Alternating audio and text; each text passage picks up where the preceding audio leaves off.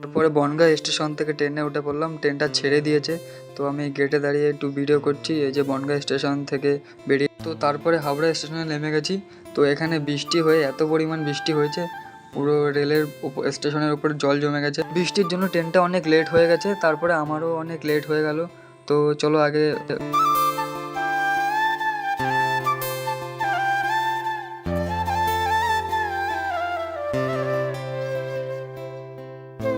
তো তারপরে স্টেশন থেকে বেরিয়ে রাত্রে ডিনারের জন্য এই দাদার দোকান থেকে বিরিয়ানি নিয়ে নিলাম। তো দাদা বলছে একটু ভিডিওটা ভালো করে কর।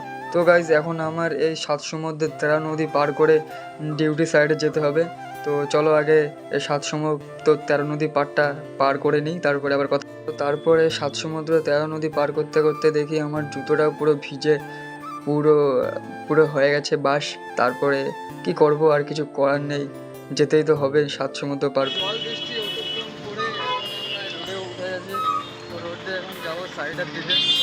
তো সাইডে যাওয়ার জুতোর অবস্থা পুরো কান মেরে গেছে, পুরো জুতোটা পুরো কান মেরে গেছে নিচে।